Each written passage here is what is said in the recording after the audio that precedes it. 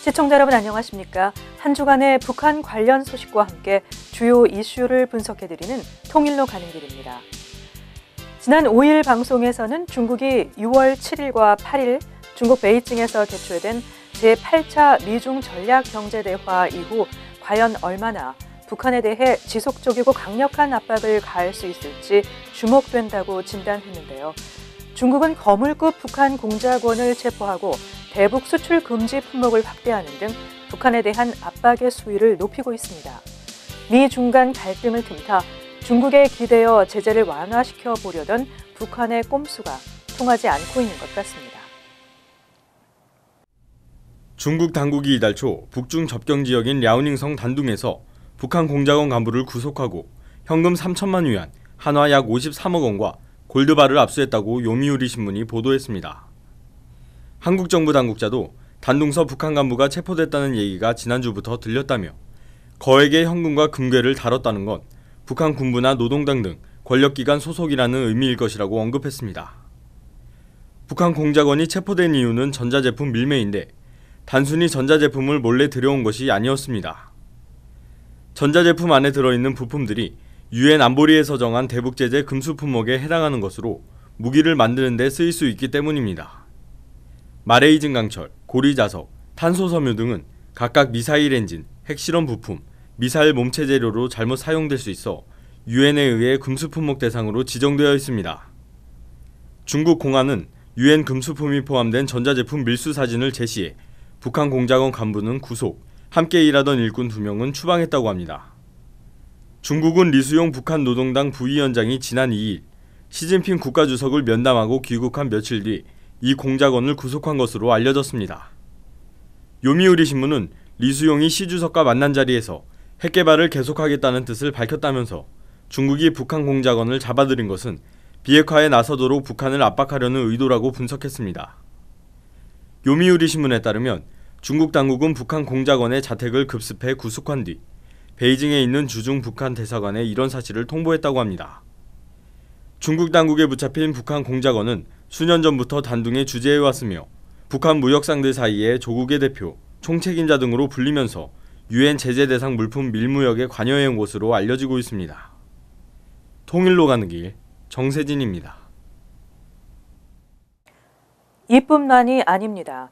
중국 정부는 14일 유엔 안보리 대북 제재 결의안에 근거해 대북 수출 금지 품목을 확대한다는 방침을 공식 발표했습니다.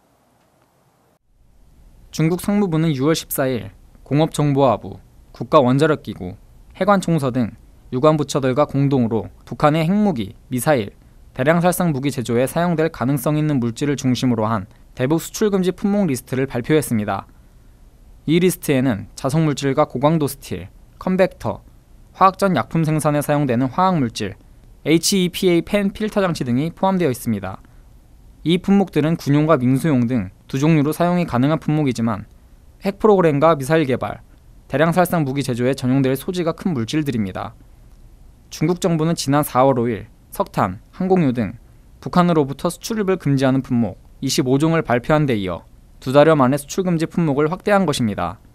이번 조치는 중국이 지난주 미중 전략경제대화에서 미국 측의 대북 제재의 전면적 이행을 약속하면서 이행 현황을 공동으로 점검키로 약속한 것과 맞물려 주목됩니다.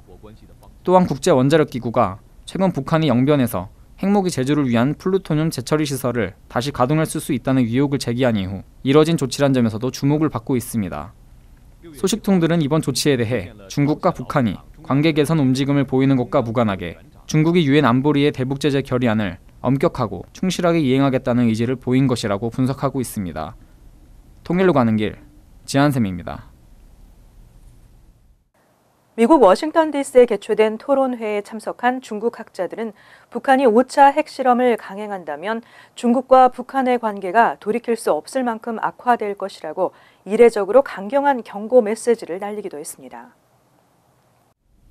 미국 자유아시아 방송에 따르면 중국 정부 산하 사회과학원 왕진성 연구원은 미국 민간 연구소인 스팀슨 센터가 13일 워싱턴에서 주최한 토론회에서 중국 정부의 대북 정책에 레드라인이 있다면 북한이 다시 한번 핵실험을 강행하는 것이라며 중국 정부의 북한에 대한 인내가 한계에 다다를 수 있다고 전망했습니다. 베이징 대학 국제전략대학원의 우티에진 부학장 역시 중국의 대한반도 최우선 정책이 한반도 비핵화인데 북한은 시진핑 주석 취임 후에 2번이나 핵실험을 했다고 지적했습니다. 시 주석과 김정은 북한 노동당 위원장이 취임 후 만나지 않는 것 자체가 중국과 북한의 어색한 관계를 보여준다는 분석입니다. 중국 학자들은 최근 북한에 대한 중국인들의 여론이 급격하게 나빠지는 등 북한이 핵 개발을 고집하는 한 중국 정부가 북한 지도부의 손을 계속 잡아줄 수는 없을 것으로 보인다고 전망했습니다. 또한 유엔의 대북 제재에 중국이 적극적인 이행을 밝힌 이유와 관련 북한의 핵 개발을 막는 1차 목표와 중국이 책임감 있는 국제사회의 일원으로서 합당한 역할을 하겠다는 의지를 보인 것이라고 설명했습니다. 통일로 가는 길, 지한샘입니다. 북한이 한국 대기업들의 전산망을 해킹해 4만 건이 넘는 문서를 탈취해간 것으로 드러났습니다. 경찰은 북한이 해킹을 통해 13만 대가 넘는 좀비 PC를 만들어서 사상 최대 규모의 사이버 공격을 준비했던 것으로 보인다고 밝혔습니다. 한국경찰청 사이버수사관은 북한이 대한항공과 SK네트워크스의 PC 통합관리망을 해킹해 4만 건이 넘는 문서를 탈취해갔다고 13일 밝혔습니다. 경찰청은 지난 1월 북한의 4차 핵실험 직후 사이버 테러 관련 첩보를 입수해 수사하는 과정에서 이 같은 사실을 확인했다고 밝혔습니다. 피해 기업은 SK그룹 계열사 17곳과 한진그룹 계열사 10곳 등이며 F-15 정비 유지 보수 자료, 중고도 무인 정찰기 재원과 날개 설계 도면, 군 전산 설비 자료 등 4만 2천여 건의 정보가 탈취된 것으로 조사됐습니다. 경찰은 다만 이번에 유출된 문서 중에서는 항공기 엔진이나 제어 기술 등 중대한 위험을 초래하는 군사 기밀은 없는 것으로 파악했다고 설명했습니다. 해킹의 시작점은 평양 류경동 지역의 IP였습니다. 해당 기업들이 쓰는 PC 통합 관리망에서 관리자 자격 없이 원격 제어를 할 수 있는 취약점을 발견해 전산망을 장악했던 겁니다. 같은 시스템을 사용하는 곳만 국내 160여 곳이나 됩니다. 이 중 20여 곳에 침입 시도가 있었는데 경찰은 악성 코드에 감염되진 않았지만 곧바로 감염될 수 있는 위험에 노출된 컴퓨터가 13만 대였다고 밝혔습니다. 경찰은 이를 좀비 PC로 활용해 전산망 마비 등 대규모 사이버 공격에 동원했으면 역대 최대 규모였던 2013년 사이버 테러보다 더 큰 피해가 발생할 수 있었다고 밝혔습니다.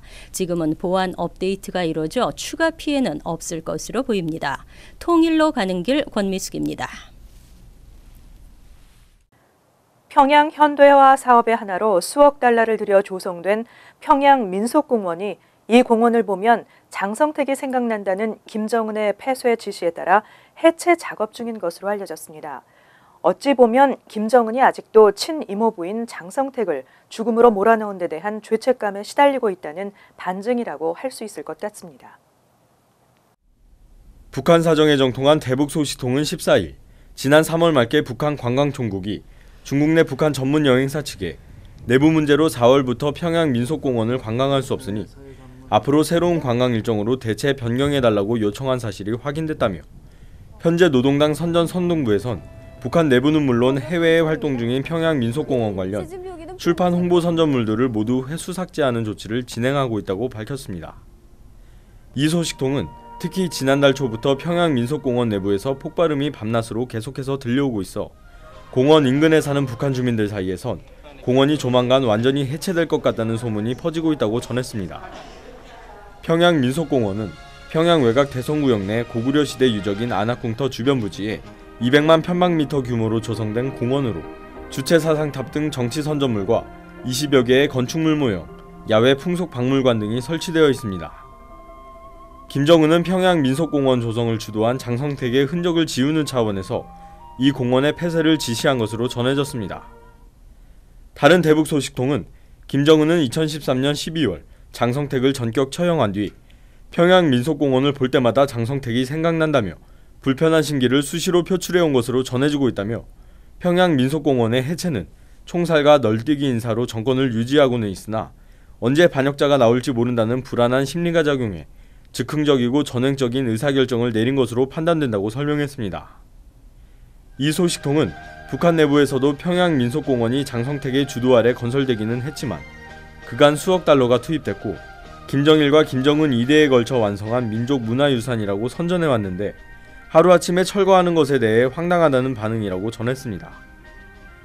특히 김정은은 2012년 9월 7일 부인 이설주와 장성택, 최룡해 등을 대동해 준공 직전에 평양 민속공원을 방문, 완성된 이곳을 돌아보니 장군님에 대한 생각이 간절하다며 건설을 몸소 발기하신 장군님을 모시고 왔더라면 얼마나 기뻐하시고 좋아하셨겠는가라고 말했다고 당시 노동신문과 조선중앙통신이 보도했던 바 있습니다.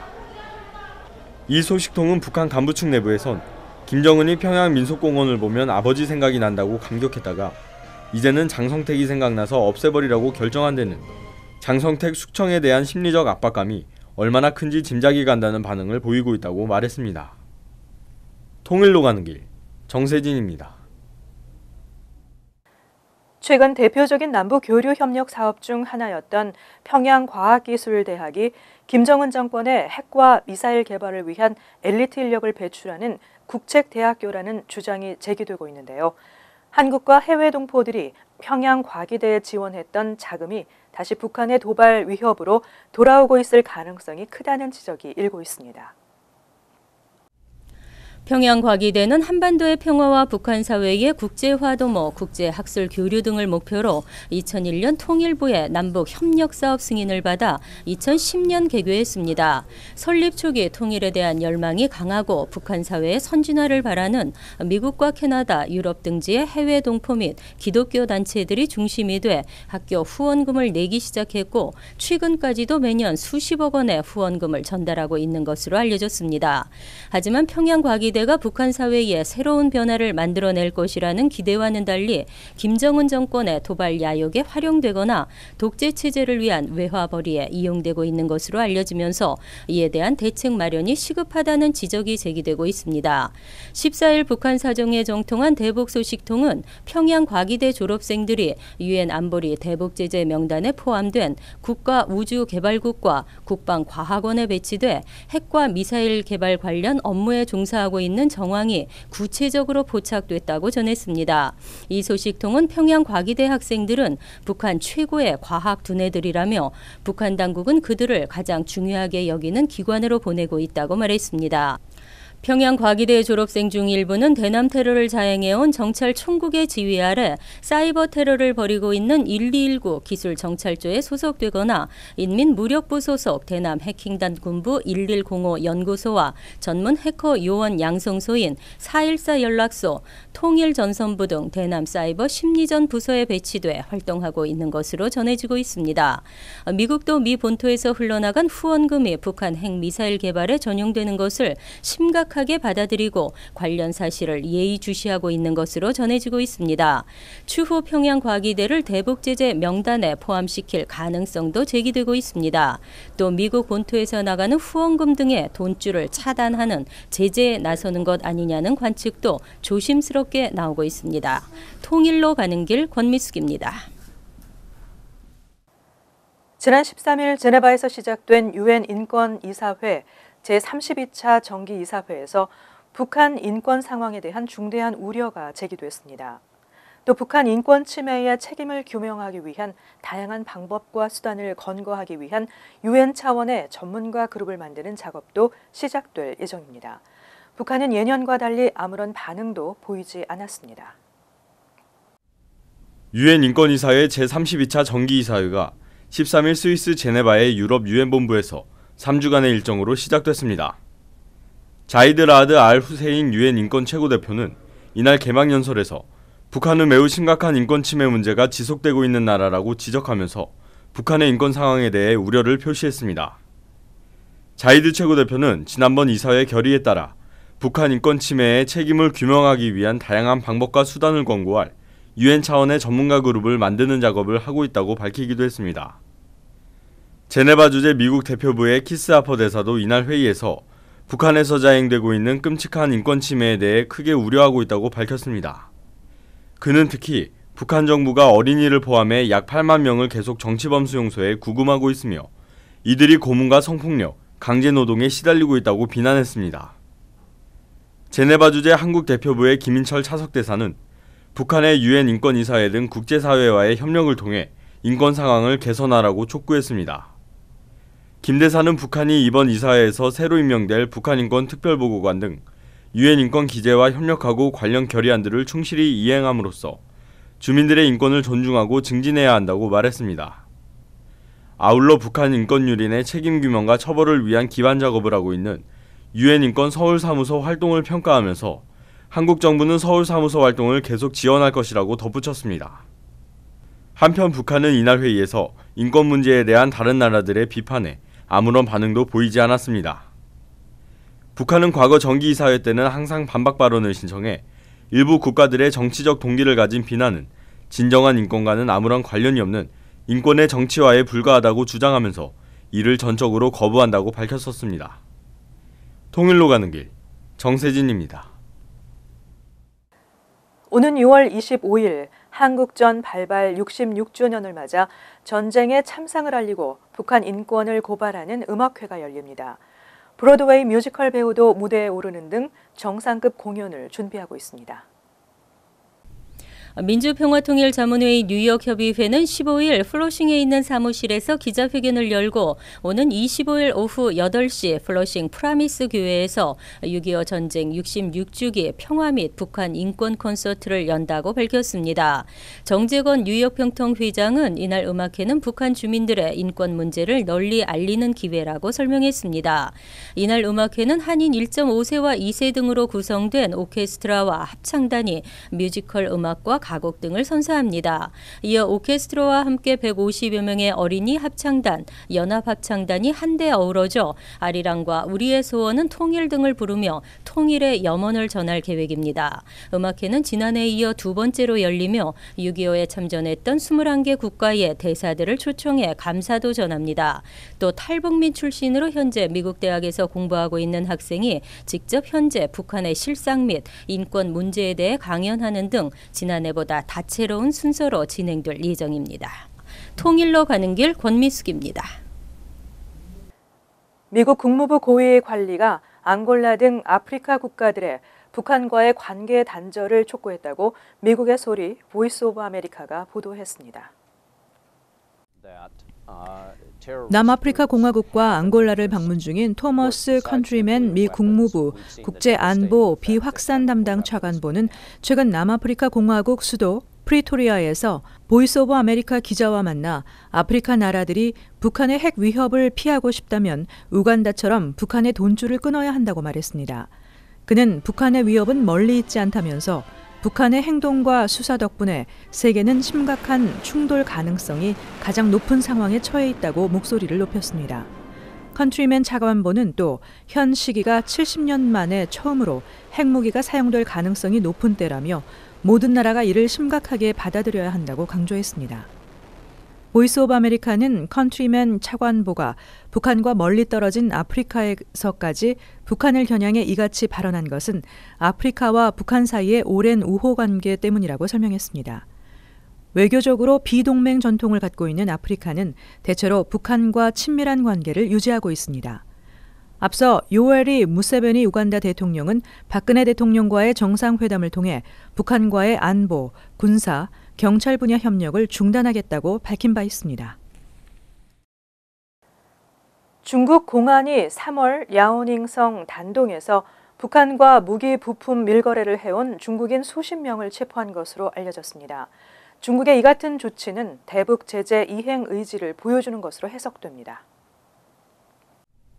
미국 자유아시아 방송에 따르면 중국 다롄 소속 세관경찰이 3월 초 단동으로 출동해 밀수업자 수십 명을 긴급 체포하고 조사에 착수한 것으로 알려졌습니다. 30에서 60대의 밀수업자들이 북한 제2경제위원회가 단둥의 서해안구인 둥강 앞바다에서 진행한 무기거래에 연루된 것입니다. 랴오닝성 대북소식통은 RFA에 중국 공안이 밀수업자들을 몇 년 전부터 추적해오다가 3월 2일 유엔 안보리 대북제재 결의 채택과 동시에 전격 체포한 것이라고 전했습니다.